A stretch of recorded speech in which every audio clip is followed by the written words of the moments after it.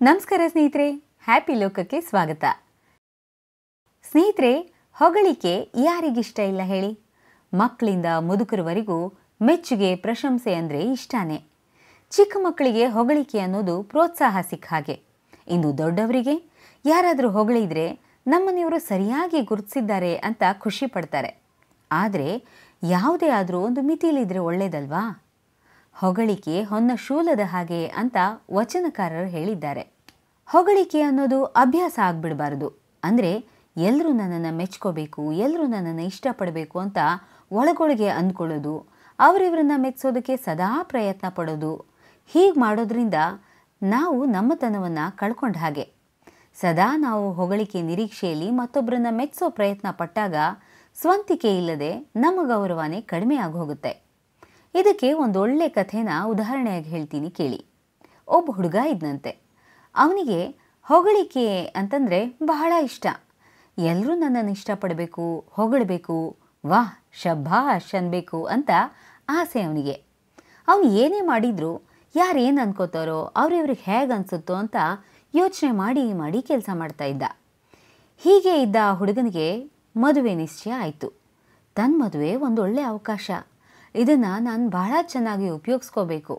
ನನ್ನ ಮದುವೆಗೆ ಬಂದವರೆಲ್ಲ ನನ್ನನ್ನು ಹೊಗಳೋ ಹಾಗೆ ಏರ್ಪಾಡು ಮಾಡಬೇಕು, ಎಲ್ಲರೂ ನೆನ್ಪಿಟ್ಕೊಳ್ಳೋ ಅಂಥ ವ್ಯವಸ್ಥೆ ಮಾಡಬೇಕು ಅಂತ ತನ್ನ ಮದುವೆ ತಯಾರಿನ ಬಹಳ ಎಚ್ಚರಿಕೆಯಿಂದ ಚಾಚು ತಪ್ಪದೆ ತಾನೇ ಖುದ್ದಾಗಿ ನಿಗಾ ವಹಿಸಿ ಏರ್ಪಾಡು ಮಾಡಿದ್ನಂತೆ. ಒಳ್ಳೆ ಮದುವೆ ಮಂಟಪ, ಮದುವೆಗೆ ಬರೋ ಅತಿಥಿಗಳಿಗೆ ಉಳ್ಕೊಳ್ಳೋದಕ್ಕೆ ಒಳ್ಳೆ ವ್ಯವಸ್ಥೆ, ಅದ್ಧೂರಿ ಡೆಕೋರೇಷನ್, ಎಲ್ಲರಿಗೂ ರಾಜಮರ್ಯಾದೆ, ಹೀಗೆ ಪ್ರತಿಯೊಂದರ ಬಗ್ಗೆ ಗಮನ ಕೊಟ್ಟು ತಯಾರಿ ಮಾಡಿದ. ಇನ್ನು ಮದುವೆಯಲ್ಲಿ ಸಾಮಾನ್ಯವಾಗಿ ಎಲ್ಲರ ಗಮನ ಸೆಳೆಯೋದು ಏನು ಹೇಳಿ? ಊಟ. ಅಡುಗೆ ವಿಚಾರದಲ್ಲಿ ಈ ಹುಡುಗ ಎಲ್ಲೂ ರಾಜಿಯಾಗಿಲ್ಲ. ಪ್ರತಿ ಅಡುಗೆಗೆ ಧಾರಾಳವಾಗಿ ಎಣ್ಣೆ, ಬೆಣ್ಣೆ, ತುಪ್ಪ ಹಾಕಿ ಮಾಡಿಸ್ದ. ಮದುವೆಗೆ ಬಂದ ಅತಿಥಿಗಳು ಸಿಕ್ಕಾಪಟ್ಟೆ ಖುಷಿಯಿಂದ ಹೊಗಳಕ್ಕೆ ಶುರು ಮಾಡಿದ್ರು. ಎಷ್ಟು ಅಚ್ಚುಕಟ್ಟಾಗಿ ಎಲ್ಲ ವ್ಯವಸ್ಥೆ ಆಗಿದೆ ಅಂತ ಕಣ್ಬಾಯಿ ಬಿಟ್ಕೊಂಡು ನೋಡಿದ್ರು. ಇನ್ನು ಬಂದವರೆಲ್ಲ ಊಟಕ್ಕೆ ಕೂತರು. ಊಟ ಮಾಡ್ತಾ ಇದ್ದ ಹಾಗೆ ಎಲ್ಲರೂ ಆಹಾ ಓಹೋ ಅಂತ ಅನ್ನೋದಕ್ಕೆ ಶುರು ಮಾಡಿದರು.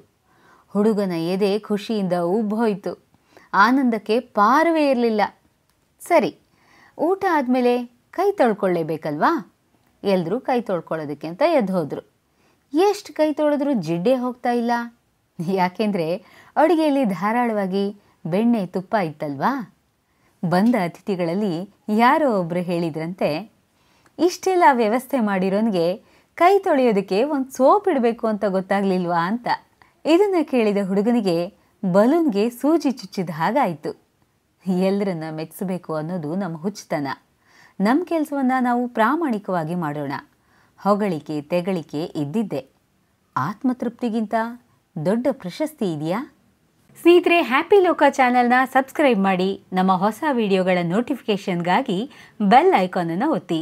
ವಿಡಿಯೋಗಳ ಬಗ್ಗೆ ನಿಮ್ಮ ಅಭಿಪ್ರಾಯಗಳನ್ನು ನಮಗೆ ಕಾಮೆಂಟ್ ಮೂಲಕ ತಿಳಿಸಿ.